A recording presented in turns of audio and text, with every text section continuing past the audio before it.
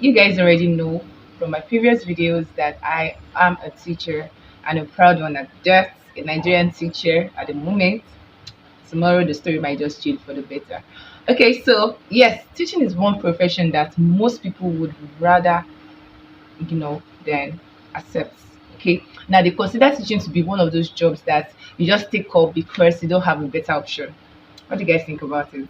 If you ask an average Nigerian teacher, most of them actually are into this profession just because they just need to get something doing, not because they actually love what they do.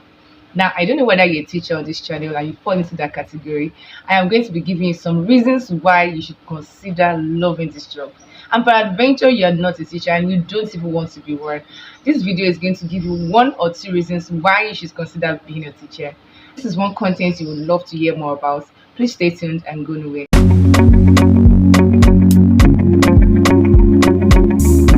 Hello guys, welcome and welcome back to my YouTube channel.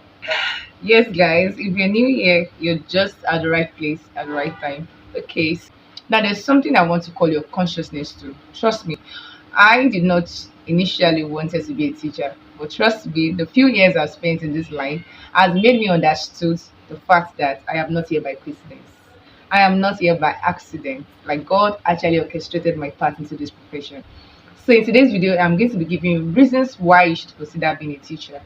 And I'm going to be using myself as a practical example to this regard by talking about the things that this profession has taught me as an individual. Now, the first thing this profession has taught me as an individual is that this job has helped me to become more sensitive to the needs of people around me. Now, you understand as a teacher, you are basically more exposed to children, right? And we all know that children reason differently. No two children are the same. Every child is unique in their own ways. They have different personalities, different behavioral traits, and a lot of things that comes with it. Now, at points in my life, I always felt like everything has to be about me.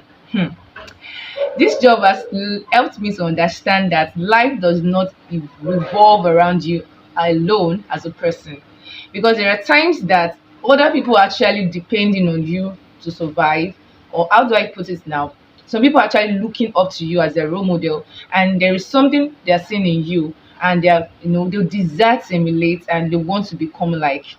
So while you are there still wallowing your self-pity, pain and misery, and you're like, oh, everything is not going the way I planned, I don't know why this and this and this and that are happening. This job has helped me to understand that, see, life does not revolve around me alone as a person. My life is more like a driving force to someone out there. Someone is out there looking up to me, looking at me, and wishing to be just exactly what I am, or hoping to attain the heights at which I am at the moment. So if I'm just there thinking that, oh, well, what is in me that somebody is wishing for, trust me, you just might be mistaken. Now, I see a lot of kids that look up to me till now, and they're like, oh, I would love to be like Miss Dami in this regards and that regards. And I'm like, really? Like, have I made that much impact? But that is just the fact. So I have become more sensitive to the needs of people around me, to the point that I have stopped being that self. I don't want to use the word selfish. I have stopped being that self-centered individual. Like now, I think of others when I want to make a decision or take a decision. I think more of others than thinking of myself. Now, this is not saying that I'm neglecting my own self happiness for the sake of others. No, but whenever I want to carry out a plan or make a decision, I put others first. I put others ahead of me, mostly the kids. Now, I look at them, the fact that these kids are just helpless and they need someone to help them grow and evolve into that individual that God has made them to be. And so, yeah, this job has helped me to become more sensitive to people's reaction, people's character, people's emotions and mood. Like, I begin to understand how most kids feel. Okay, I understand when they're actually happy, I understand when they are sad, I understand when I can get the best out of them. Especially as a teacher, you have to be sensitive to the needs of the kids that is placed under your care. You can't just be that kind of teacher and you're just ignorant of people's moods and reaction around you. That could be very dangerous to you as a person. So this job has helped me to understand the benefits attached to the fact that I can relate to kids and understand the way they think. I can put myself in their shoes and I can show empathy. I know what it means to be pained. I know what it means to be sad. I know what it means to be happy and all that. So basically, this job has helped me to be more sensitive to people's reactions around me, their emotions, mood, and I'm able to align, regarding the difference. Now, the second thing that this teaching job has exposed me to is that it has helped me to become a more prepared person, right? Now, before now, I'm just a spontaneous person and I take each day as it comes. But now, being a teacher has helped me to understand that I can't just be that how do I put it now? I can't just take each day as they come. Like I need to brain things. I need to think ahead. I need to imagine what will most likely happen tomorrow in class. What would the kids say? How would they feel when I say this and this? How would they feel with my teaching styles? So it has helped me to prepare more because trust me, kids are very curious. Like a natural child at a early stage in life, they start getting curious about things that happen around them, their environment, personalities and around them, and they always want to ask questions. So as a teacher, you just can't be that kind of person that has no idea about what these kids are saying. So you need to be prepared. This job has helped me to always prepare myself for challenges ahead, and it's something that I'm so grateful to God for. Now to the point number three. Would you believe if I tell you that an extremely shy person, or should I say, I used to be an extremely shy person, and trust me, till now I am still very shy. But somehow this job has helped me to manage my shyness, or better still, it has helped me to be in control of my self-esteem.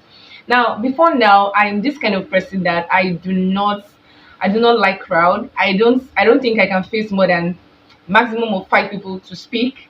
But now you see me, I talk on the assembly ground with hundreds and hundreds of scholars on the assembly ground. I talk in the presence of the CEO. I talk in the presence of other teachers, and I'm like, these things did not just happen overnight. Trust me. One thing that this job that's helped me to become is that that's helped me to become self-confident and self-motivated. Now, confidence is one thing that you need at every levels in life. Trust me, with confidence, you can get to places you least imagine in your lifetime. Okay, now no one wants to relate to someone who has a lot of low self-esteem or is dealing with esteem issues. Everyone lost confident people around them. Like there's this horror that comes with being confident. Now there's something I keep telling my scholars every time I come in contact with them. I tell them that, see, in life, after God, there is something that gives you an edge above others, and that is knowledge. See, you're talking about having confidence, having self-confidence and all that. It doesn't just happen. Now, it is the amount of knowledge that you have grasped in life, okay, that actually gives you that confidence that you need at every stage, at every phase of life. So the more knowledgeable you are, the more self-confident you become. I don't know if I'm actually right by saying this, but I'm just saying this from experience, and I've discovered that the more things you know, the more the exposure you have as it concerns academic knowledge, the better you become when it concerns being confident, because there is no confidence without knowledge. If you have nothing to offer me, what do you have to tell me? Where is the confidence going to come from? It's not going to come from nowhere. So I will tell them in class that, see, me standing here today, it doesn't mean because I'm a teacher alone. It means that I have what it takes. I have developed myself in certain areas of life, and I can stand before you and dish out knowledge.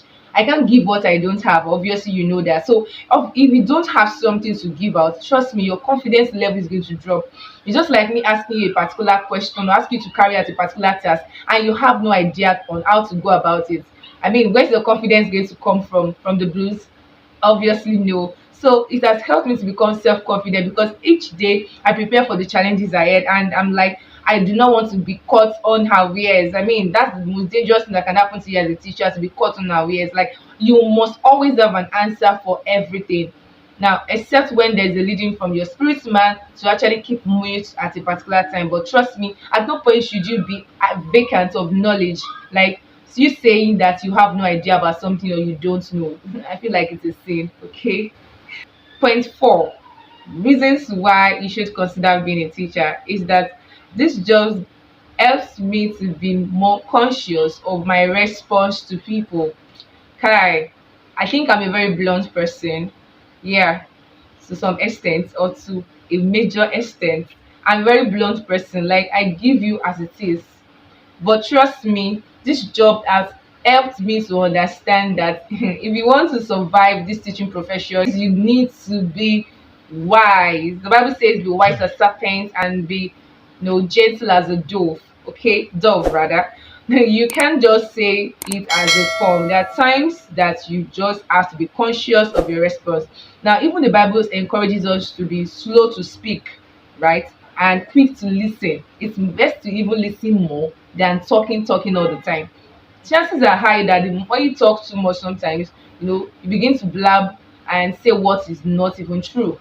Okay, so this job has helped me to curtail that aspect of me. Now I'm this kind of person now that when I want to speak now, I think twice, like, should I say this thing at this point? Okay, if I say it now, what will be the aftermath of this? This response is going to backfire. Is it going to boomerang? So I tend to relax, take a cold chill. Like one of the etiquette teachers taught us in our school. Now they would say something about every time you are tempted to speak ill about someone or you want to say something negative to someone, he says just take a cup of water and gulp it down. So even though I don't practice that, but these days I just try so hard to keep quiet, okay, process my information or my thought pattern, then I speak when I think it is right for me to speak. Because truth of the matter is that when you speak when you are angry or when you are not in the right state of mind, chances are high that you would misspeak. If there's any language like that, you most likely miss yarn in Nigerian language. Okay, so it's best for you to be conscious because those kids, their ears are just like I don't know how to put it now. They are just like this transmitter radio, quick to receive waves. Okay, so when you say something which is not, oh no, doesn't add up well or doesn't sound right in their hearing, trust me, you don't want to lose your job. Oh. So you just have to be careful of the way you converse with them in your responses. Not only to the children, even to the parents. You just have to know what to say at every point in time. Do not just be that kind of person that you are just saying everything that comes to your mind. Life does not work that way. Before I used to feel like I will say what is in my mind. I don't care whose us is God. But now it doesn't work that way. I've learned my lesson the hard way. It's best that sometimes it requires you to be calm and be in control of your emotions. This job is helping me so much in that area because there are so many provocations that these kids brings our way. I'm going to be talking more about kids and things that are related to their personalities on this channel. Watch out for that series. So this is just the foundation for that upcoming video. Now, so you can't be around kids and lose your self-control. Trust me, they would push you to the wall. Kids will push you to the wall. They will even stab you on the wall. Why push you to the wall? They will stab you in the process. Now, this is not me saying that that is what they do every time. I'm not trying to castigate any child, but truth of the matter is that whether consciously or unconsciously, their behavior sometimes can actually make you run. Complete the sentence. So you just have to be in control of your emotions, and I'm really learning to work on that. I'm not fully there yet, but I am actually better than I used to be, and so that's one thing I appreciate. Now, the last thing on today's video is that this job has helped me. Let me not say has helped me. It's helping me to be more firm with my emotions. I'm a very emotional person, or I used to be a very emotional person, although I am still emotional to some extent, but now in a different way, kind of. So you of course you don't want to be that kind of teacher that that allows his our emotions to get the best of her. So if you are that kind of person that you are not always in control of your emotions, I think that being a teacher might just help you to be in charge of your emotions. And this cannot be possible by yourself alone. I must not forget the fact that the Holy Spirit is the one that controls our emotions, especially as Christians. I'm a Christian. I believe in God. I believe Jesus Christ came to die for my sins and much more. And yes, I am trusting the Holy Spirit daily to help me with my emotions because yes, you have to be in control of your emotions.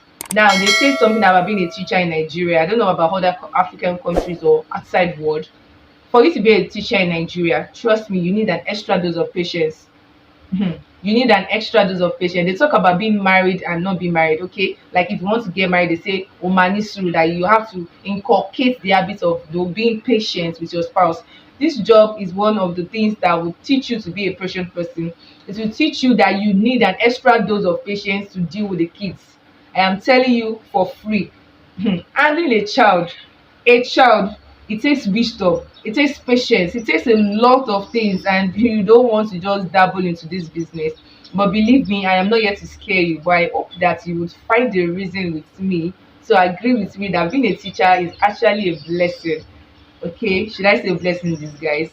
Well, what do you guys think about it? Yes, I have come to the end of today's video. I hope you enjoyed this video as much as I enjoyed shooting the video. please do me a favor, give a thumbs up to this video, like this video. That is exactly what I'm saying. Subscribe if you have not at this extent, and please drop a comment in the comment section down below. Let me know what you think about today's content. What are the things that your own profession has taught you?